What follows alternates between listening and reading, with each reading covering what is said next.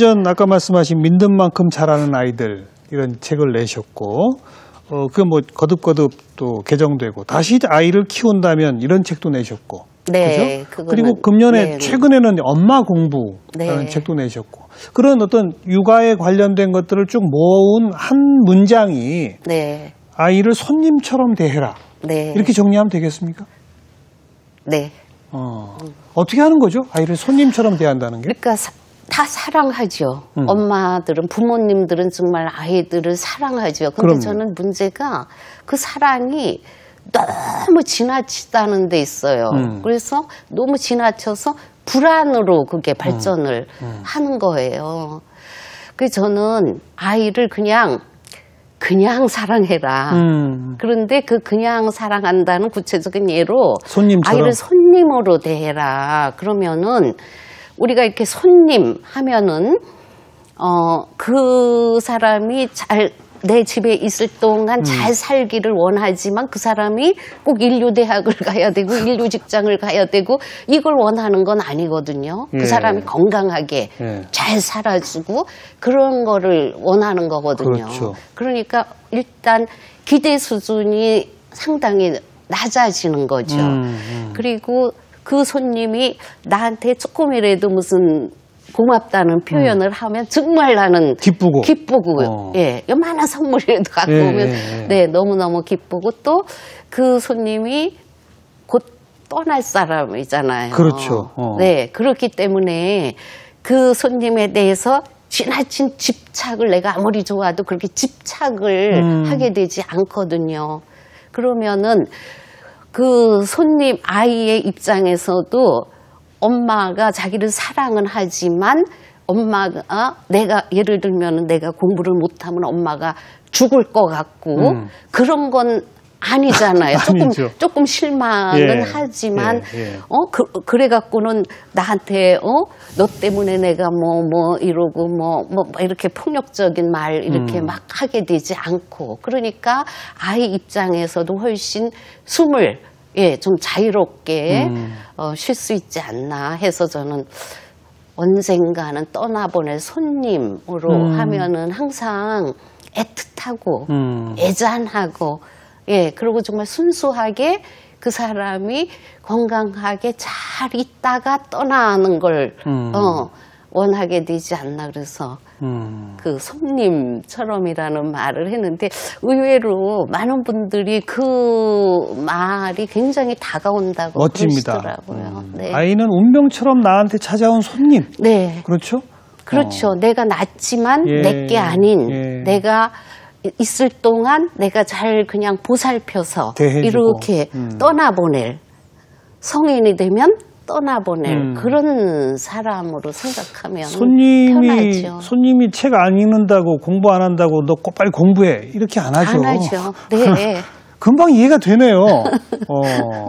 이른바 뭐 공부를 잘하는 것, 뭐 성공하는 것, 뭐 인류대학 가는 것 이것이 중요한 것이 아니다라는 인식을 내가 우선 가져야만 그게 가능해지는 거군요. 그렇죠. 그 성공에 대해서 저는 그 엄마들한테 그러거든요. 자기한테 좀 정직해라. 왜 자꾸만 우리가 이렇게 주위에 실제로 이렇게 보면 옆에 정말 행복한 사람을 보면 꼭 인류대학 나왔고 진짜 머리가 좋고 이런 사람이 행복하냐.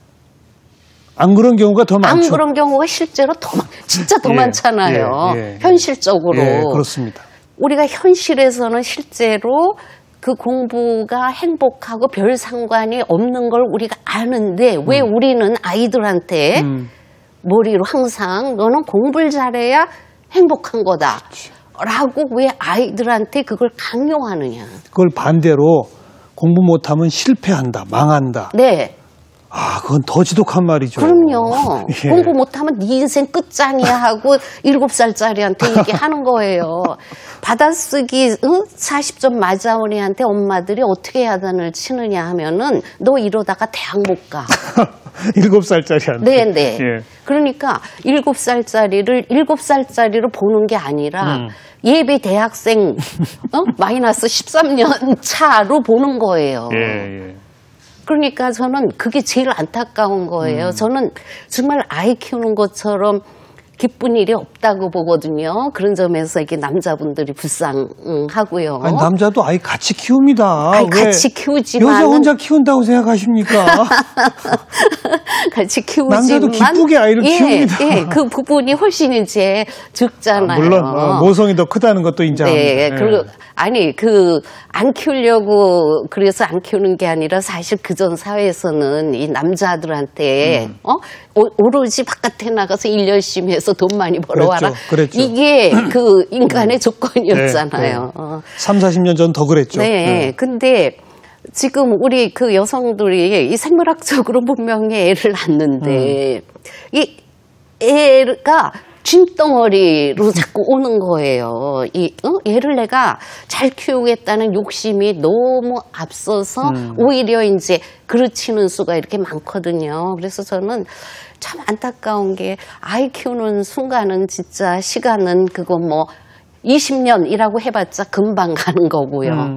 빠르게 보면 한 10년 이렇게 그러면 아이들이 이제 정신적으로 이렇게 성숙해서 이렇게 나한테서 이렇게 떠나고 그러는데 그 시간을 왜 못 즐기는가? 왜 7살짜리를 7살짜리로서 보지 않고 왜 대학 입학 마이너스 13년 예비 수험생으로 볼까? 이거는 아이한테도 부당하고 이 엄마한테도 불행이다. 손님처럼 대하라. 그리고 그러기 위해서는 행복에 대한, 성공에 대한 관점부터 좀 정직해져라. 네. 그리고 나부터 행복하려고 해라. 네. 나부터. 네. 지금 행복하시죠? 네. 그러니까 저는 엄마가 행복한, 부모가 행복하면 네. 아이는 행복하다. 네. 네. 왜 자꾸 그걸 그 부모는 나는 불행하지만 그렇죠. 너만은 행복해야 돼 맞아요, 하면서 맞아요. 그 불행한 엄마가 어떻게 행복을 알아서 아이를 행복하게 만들어줄 수 있습니까? 행복을 느껴보지 못한 사람이. 오늘 그러니까 애 키울 생각 말고 너나 잘 커라 그 네. 말이군요. 애가 행복하려면 네. 부모부터 행복해라. 잘 커서 네. 행복하려고 노력해라. 너부터. 네. 인생이 얼마나 긴데요. 네. 인생이 100살까지 살게 됐는데 예. 그걸 한 40살 이때부터 나는 불행하니까 애한테만은 나는 이미 포기고 그럼 60년을 포기한다는 얘기거든요. 그러면 이 아이가 어쩌다가 좀 괜찮다 하더라도 자기 인생 뿌려가야지, 이 불행해진 부모님 인생 보상해드려야지. 이 무슨 죄예요, 자식이. 말이 안 되는 얘기죠. 우선 논리적으로 불가능한 네. 얘기입니다. 네. 그렇게 자란 아이가 인생 불행해진 부모님 생각할 겨를이 있겠습니까? 그럼요. 어떤 의미로 봐서는. 네. 공동육아 운동을 일찍부터 시작하셨지 않습니까? 네. 지금 시작하시니까 얼마 됐죠? 공동육아와 공동체 교육 사단법이. 저희 어린이집이 1호가 생긴 게 94년도예요. 그러니까 21년째죠. 그렇군요. 네. 공동육아가 어떻게 하는 겁니까? 보통 어린이집하고 어떤 차이가 있는 거예요? 이제 지향하는 바가 뭐 간단해요. 그러니까 그 자연을 사랑하고, 예? 그리고 이웃과 더불어 살 수 있는 인간을 만들려는 부모들이죠. 예. 공부 잘해서 인류대학 보내려는 부모님들이 아니라. 네. 자연 사랑하고 이웃과 더불어. 네네. 딱 그거거든요. 그러니까 그런 이제 육아관을 갖고 있는 부모님들이 모여서 조합을 만들어서 예. 장소를 얻어요. 터전이라고 그래서 공간을 마련해야죠. 터전. 네, 공간을 얻어서 거기서 이제 교사를 채용하고 커리큘럼 운영 그 과목을 이제 정하고 또 아이들 식단 이것도 이제 정하고 이렇게 해서 운영하는 거죠. 그러니까 어린이집이라는 정해진 프로그램에 보내는 게 아니라 네. 부모님들이 모여서 부모님들이 프로그램을 만들고 그렇게 하면 그냥 공동육아다? 네. 누구나 할 수 있는 거네요? 그렇죠. 근데 문제는 이 대한민국의 부동산 값이 굉장한 걸림돌이 공간을 되는 빌리기가 거예요. 어렵죠. 네, 공간이 특히 이제 이 자연을 사랑하는 아이들로 만들려면 흙이 있어야 돼. 흙이 마당이 있어야 되거든요. 근데 마당 있는 집을 도시에서 더 어렵죠. 날마다 집값은 올라가고 그래서 사실은 이제 굉장히 뜻을 같이 하는 분들은 많은데 현실적으로 그 실제로 이루기는 점점 이제 어렵죠. 어려워짐에도 지금 불구하고 21년 됐는데 그래도 네. 많이 늘어났죠? 지금 70군데거든요. 네, 제주도까지. 예. 네.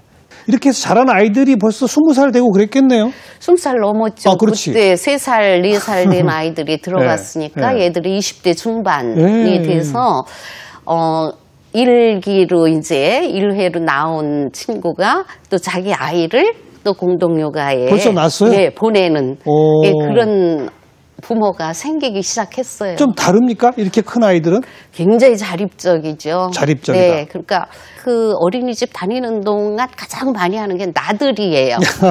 그냥 자연 속에. 자연 속으로. 예를 들면 관악산 기슭에 과천에 산다 그런 거를 맨날 관악산 기슭에 그 냇물에서 가재 잡고 뭐 이러고 하는 아이들이라 꼭 그 시골의 그 흙투성이 아이들 같거든요. 우리 어렸을 때는 다 그러고 컸는데요. 네. 전부 시골에서 유치원이 어디 있습니까? 그냥 학교 자기 전까지는 맨날 놀기만 하는 거죠, 뭐.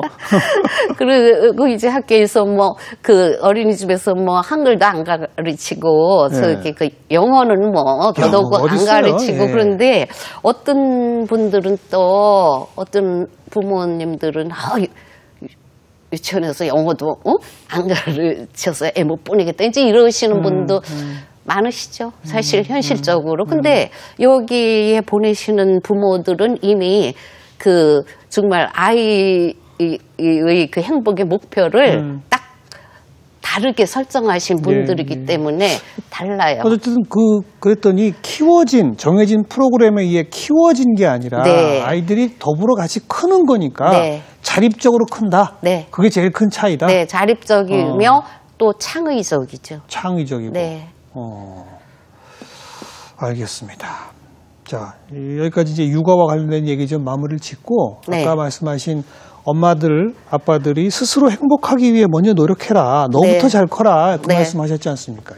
그거과 관련돼서도 금년에도 결혼해도 괜찮아. 이런 책도 내셨고. 이거는 무슨 뜻이에요? 해보니 좋더라 이런 뜻인가요? 지금 결혼 생활 벌써 한 40몇 년 되셨잖아요. 저요, 45년 지났네요.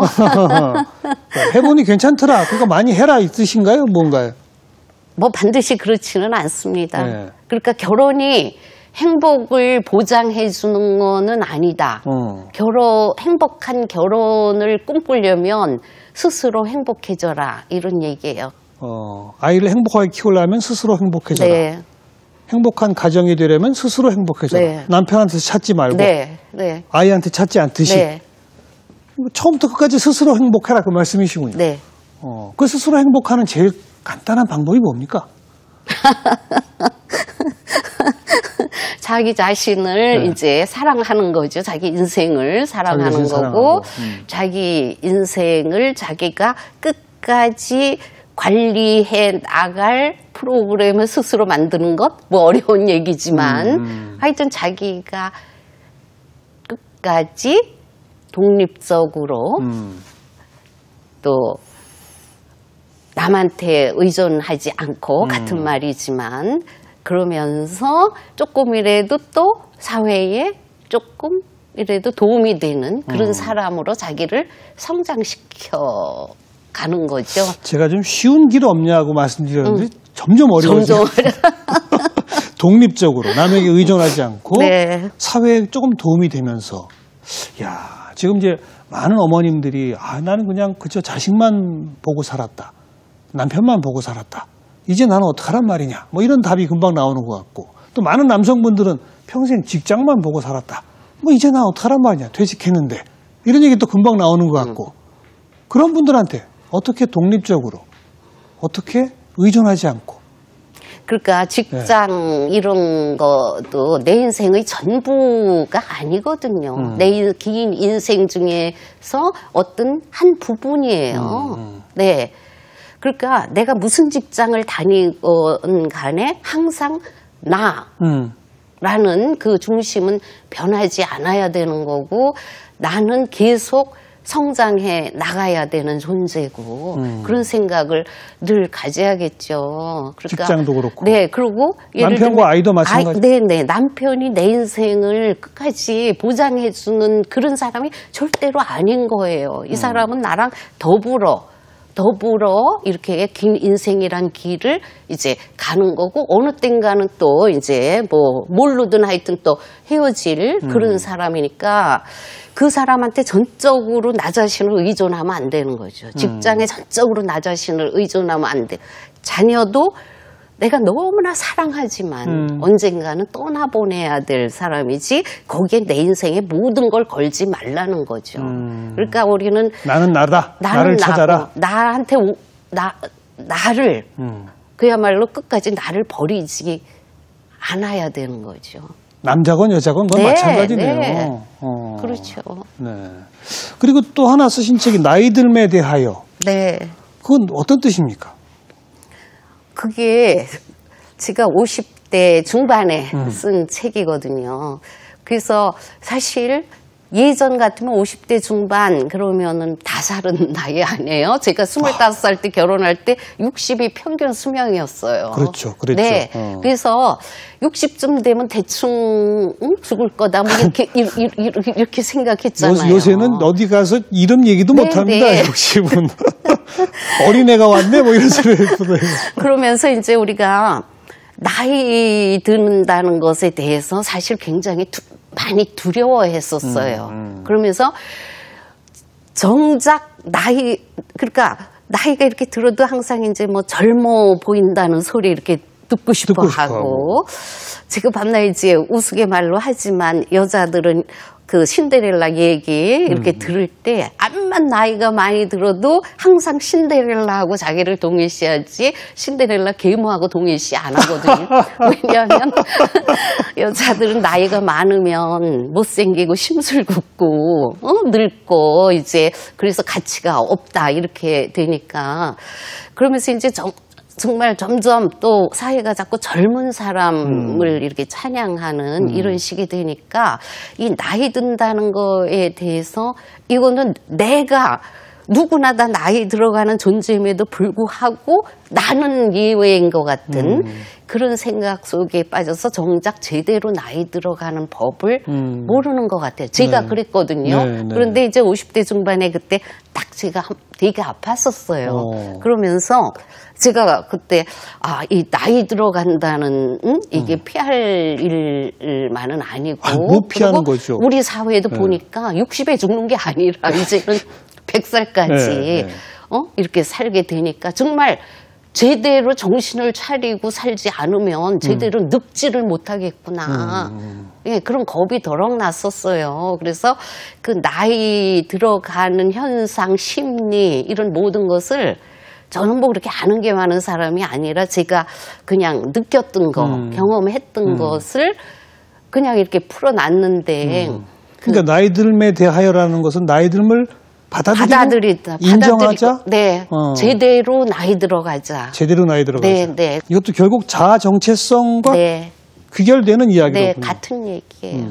사람들이 그렇잖아요. 뭐 나이값을 해라. 저는 그런 말은 별로 이렇게 인정을 안 해요. 나이값 이런 게 뭐 객관적으로 어디 있겠어요. 60이면 뭐 그럼 뭐 밥은 뭐 어떻게 먹고 그거 아니잖아요. 그냥 제대로. 오늘 프로그램 시작하면서 아이 잘 키우는 비법 여쭤보면 키우려 하지 않는 것이 비법이다. 네. 그 말의 뜻을 이제 정답을 얻었습니다. 아, 그러세요? 선생님 나와주셔서 감사드리고요. 앞으로도 행복하게 또 왕성한 활동 기대하며 지켜보겠습니다. 오늘 고맙습니다. 네, 감사합니다. 네. 자, 오늘 이베스트 해석 마치겠습니다. 아이들 얼굴 쳐다보시지 말고 한번 거울 좀 쳐다보시기 바랍니다. 네, 다음 주에 다시 뵙죠. 안녕히 계세요.